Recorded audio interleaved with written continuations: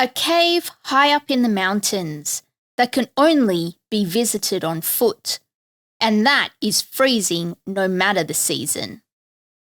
The locals believed this to be the entrance to hell and so avoided it. But after a brave soul explored it, a wonder for the eyes was found.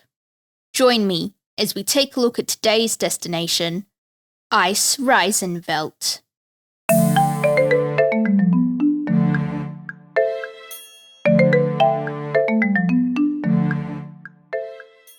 Literally translating from the German, Eisriesenwelt, the name of this fascinating cave, is World of the Ice Giants. And to be honest, that's a pretty accurate description of the Eisriesenwelt cave, and it's a cold cave as well, just how the ice giants like it. You can find Eisriesenwelt near a small Austrian town that goes by the name Werfen, which is about 25 kilometers from Salzburg. And the cave is a great hidden treasure because it isn't exactly easily accessible. Located on Hochgel Mountain, which sits within the Tennengebirge range at about 1,641 metres above sea level, which is a part of a little mountain range commonly known as the Austrian Alps. Eisriesenwelt is much more than just a natural limestone cave. It carries the title of the largest ice cave in the world at a whopping 42 kilometres, with mazes of passages filled with rocks and ice, making for some spectacular natural sights. Surprisingly, despite the 42 kilometres in length, as a tourist you only traverse the first kilometre, which incidentally is the only part covered in ice. The rest of the cave is all limestone. Probably not surprising, seeing how high up the cave's entrance is nestled, Eisriesenwelt was known only to locals until the end of the 19th century, when Anton Posselt came across it and was the first to officially discover the cave. A natural scientist from Salzburg, Posselt went ahead and explored just the first 200 metres in 1879. Why only 200 metres? That's because there was a massive wall of ice that blocked him from going any further than the first chamber. You'll know when you've reached this spot because there is a cross and the date, 1879, scratched into the limestone where Posselt marked how far he got. The locals from Werfen, of course, knew of the cave well enough for their liking without feeling the need to explore its labyrinths. And that's probably because they knew the cave is the entrance to hell. I can see now why they were happy to keep their distance. After his short exploration of this fascinating new cave he had discovered, Posselt set to work writing his account of his discovery in his mountaineering journal. And a year later, he published a detailed report of what he'd found in a popular mountaineering magazine. Unfortunately, the public just weren't ready for new, exciting ice caves, and nothing really happened. So the cave was forgotten about and the world moved on. But then, before we know it, it's 1913, and along comes a bloke, a speleologist from Salzburg who goes by the name Alexander von Mork. Von Mork had read Posselt's report and decided to have a look at the place for himself. And it's a good thing he did, because he was the first person to be able to climb up the huge ice wall that prevented Posselt from moving further than 200 metres. Meaning that von Mork was able to start charting the maze of paths, even going so far as to dive through icy pools. In fact, there was one pool of water, reportedly 3 metres deep, that blocked von Mork going any further. So he covered his body in tar, presumably to retain body heat, and plunged right into the icy water, swimming into the next chamber. Luckily today, tourists don't need to do any swimming. Hoses are on hand to keep the water to an acceptable level. Von Mork set right to work, carrying out several expeditions of the cave between 1912 and 1913. Sadly though, his expeditions didn't go much further than that, as he was killed in action during the First World War. But Straight after the war, more researchers climbed up the mountain and continued exploring further and further into the mountain, exploring the cave.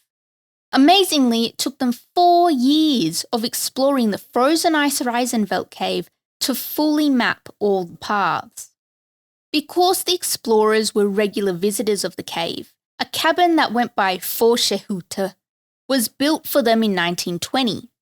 It was also around this time that the first routes up the mountain were established, making going up and down a lot easier.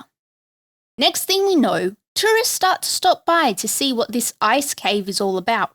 And thanks to the increase in popularity, another cabin, known as the Dr. Odell House, was constructed in 1925, with roads that came to the mountain direct from Werfen and nearby Tenneck being constructed. By 1924, simple wooden planks are being used to safely allow tourists to walk over icy sections of the cave. And with the Second World War, things did not slow down. Once the war had ended, several more paths were built up the mountain to the mouth of the cave, with a cable car also being constructed to make the journey easier for the interested tourists. The cable car did wonders, shortening the trip up the mountain to the cave to just 90 minutes. Good God, it must have taken a good several hours before that. Now, while the cave is owned by the Austrian state, since all the way back in 1928, the Austrian state has leased out the cave to the Salzburg Association of Cave Exploration, which are the ones who handle the tourists and keep the cave in tip-top shape. For a good 35 years, the only way to get from the bottom of the mountain to the cave was by putting one foot in front of the other and walking. But in 1953, an unpaved single-lane road was wound up into the mountain to give vehicle access to the cave for when things got a bit challenging. We do have to remember that these mountains see a fair bit of snow and ice in the winter. Then, a couple years later, in 1955, a gondola, or aerial cable car, was put in so that the steepest part of the path that you previously would have had to traverse by foot could now be travelled over in just a few minutes. On the way back out of the cave, you're reminded once again about von Mork's dedicated exploratory adventures, because you'll have to pass right under his urn. That's right. After he was killed in World War I, his remains were placed in the cave that he explored. Now, with the addition of stairs and walkways throughout the cave, the place is much easier to traverse than I suspect it was for Posselt or von Mork. And with the ease of walkways, visitor numbers climbed to 10,000 people coming to see the cave a year. And when the cable car was added in 1955, that number jumped to 35,000. So take this little piece of advice. If you want more people to visit your attraction, add a cable car and they will come. One thing that is so fascinating about the Ice Reisenfeld cave is how it was formed in the first place. Well, friends, the story starts about 100 million years ago when tectonic plates were shifting around, causing the limestone in the ground to crack and fissure as it's being pushed up to make mountains. And as we all know, water loves to get into all those nooks and crannies. So as the Salzach River would flow through the mountain, it would seep down in through the cracks in the limestone, eroding the limestone as it went. After this happened several million times over several million years, the limestone was eroded into spaces resembling corridors and large room shapes. The cave we know today as Ice Reisenfeld is much more than just a single cave chamber. We already know that it in fact has 42 kilometres of passageways and chambers, oriented in a maze-like fashion, which isn't as surprising when you remember that water decided the floor plan. Now, you might be thinking, Ice Reisenfeld has snow and ice inside it. It must be a glacial cave. But you would be incorrect. Glacial and ice caves are often confused for one another, so it's important to make the distinction between the two. Glacial caves are formed within ice, while ice caves are formed within stone. So if as you're walking around a cave and you can see stone walls, you're in an ice cave. If you're walking around a cave and you can see ice walls, you're in a glacial cave. Now that's actually really interesting. Now that we've established that Eisriesenwelt is an ice cave, you might also be interested to learn that it is actually a dynamic ice cave. But what does that mean? That's a very good question. I'm told that a dynamic ice cave acts almost like a chimney. So the chambers and corridors that make up the cave are connected from top to bottom, which allows air to pass through the cave like it would do in a chimney.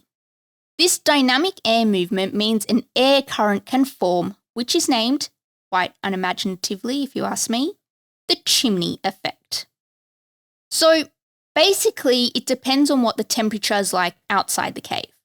The temperature inside the cave is either cooler or warmer, creating an air draft that passes through the cave. So in winter, when the air is warmer inside the cave than it is on the outside, the cold air flows into the mountain, bringing the temperature down quite significantly as it moves from the bottom of the cave to the top of the cave, hence the ice inside the cave. Then in the spring, the airflow reverses, with the air current going from the top of the cave to the bottom of the cave. Someone into thermodynamics could probably explain it in more depth, but for now, this is what we're going with. So, when the warmer air outside melts the snow on the mountain, it does its thing and seeps into the mountain through the cracks made all those millions of years ago. And when it gets to the bottom of the cave, where it's still pretty bloody cold, the water freezes, creating more ice. This time in some pretty cool formations. Because the ice forms in the spring when water melted from winter snow seeps into the rocks and then into the cave, as it gets to the coldest parts of the cave, where it's freezing, the water also freezes. And then in winter, the cold air pushing through the cave keeps everything frozen. So fortunately for us, the ice formations are visible the whole year round. With some investigations done, the oldest layers of ice that have been found are about 1,000 years old, which means this chimney effect of melted snow making its way into the cave only to freeze again hasn't been happening for a terribly long time in the grand scheme of things. And as this process of water eroding the limestone is still happening, it means that the cave is still growing. So who knows? Maybe in a couple of generations, there will be even more chambers to explore. While we already know how fascinating the Eisriesenwelt ice cave is, the fact that it is invisible from the road means that it is virtually unknown as the tourist hotspot it should be. Despite this, more than 200,000 tourists rock up every year to tackle the trek to the cave mouth. It is recommended to put aside a whole day for a visit to the cave. There's about a 5-kilometre drive from Werfen to the Eisriesenwelt parking lot, then a 20-minute walk until you get to the cable car, then a 3-minute ride on the cable car, then at the top of the cable car journey, another 20-minute walk before you get to the actual cave itself.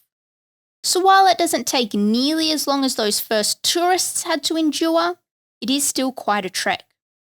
Luckily, once you get inside the cave, do have the very modern benefits of gangplanks, stairs, and handrails to make your ice cave experience that much more enjoyable. And while that experience may only be a small portion of what the cave has to offer, it will still take you a good 70 minutes on a guided tour to see the whole thing. And I think you'll come out of there suitably impressed. Now, once you get to the mouth of the cave, you'll find massive doors blocking the actual cave entrance. Once you're in your tour group, you'll be handed miner's lamps. Because of the extreme difference in air pressure between the inside and outside of the cave, the lamps will be lit once you're inside the cave. When the doors are open, strong winds will either push you out of the cave or pull you in, depending on the temperature outside. In the winter, when it's colder outside, we leave the door open and the air is sucked inside. The moisture in the air forms ice crystals when it hits the walls. That's a quote from Aloy, a tour guide working at the cave. But as we already know, if you do want to go to experience the cave for yourself, you're going to need to be prepared to work for it. After you've done the 2 20-minute hikes to get up the side of the mountain, there's another 700 stairs once you're in the cave. So definitely not a destination for those who have trouble walking. And for those who are all about the walking, you can even opt out of the cable car and go on foot the whole way. But if you opt in for the cable car, be prepared, because it is currently Austria's steepest gondola lift, making for some queasy experiences, especially if you're not a massive fan of heights. As you move through the ice cave on your guided tour, you will see many a fascinating, majestic ice creation, endless stalactites, and all sorts of wonderful things. There are even frozen waterfalls and ice palaces in this hidden world that can only be found on the inside of a mountain. And each ice formation has a name. Because the place is thought to be the world of the ice giants, it means that most of the ice formations are named with Norse mythology in mind. There's a cave gallery called Heime's Castle. Heime's Castle is an enormous ice sculpture named after the ice giant of the Edda, which is the oldest mythological saga of Germanic origins. There is a curtain of stalactites called Frigga's Veil, which also looks kind of like an ice organ. Until a few years ago, there was a formation that looked like an elephant. While not strictly within the Norse mythology, formations do have the habit of coming and going, so we should probably be prepared for non-Norse names to crop up every now and then. If you're going to visit the cave, make sure to bring appropriate clothing. As I'm sure you haven't forgotten, it's literally freezing inside. Even in the summer, the temperature doesn't rise enough to stop freezing the water, so layering is a must. Especially if it's a hot day and you're walking up the mountain. Make sure to bring a backpack with a jumper or two and perhaps a scarf and some gloves inside. Now, if you're planning to visit from another country, it's good to keep in mind that the cave is only open from May to October, so plan your trip accordingly. As you explore the cave on your guided tour, you'll learn all about the history and science of the cave. There are actually some cool images of the early cave exploration days on the Eisreisenwelt website. I've put a link in the show notes, so make sure you check it out. If you're lucky enough to be exploring the cave on a clear day, you'll be graced with gorgeous panoramic views on the walk up and the walk down on the Tennengebirge Alps. I suggest taking some time to enjoy the offerings of one of the food and drink joints that can be found on your way up the mountain. There are 2 to choose from. There's Dr. Odell House that has a diverse menu, and then at 1,000 meters up, you'll find Yggdrasil Restaurant. What a gorgeous place to grab a bite to eat with such amazing views to enjoy. Now that we're at the end of today's episode, feel free to check out everything else we have to offer over on the website at destinationhistorypod.com. If there's something you want to hear about, shoot through your suggestion and you might just see it appear on the podcast. Keep your earlobes peeled for the next episode. Catch you then.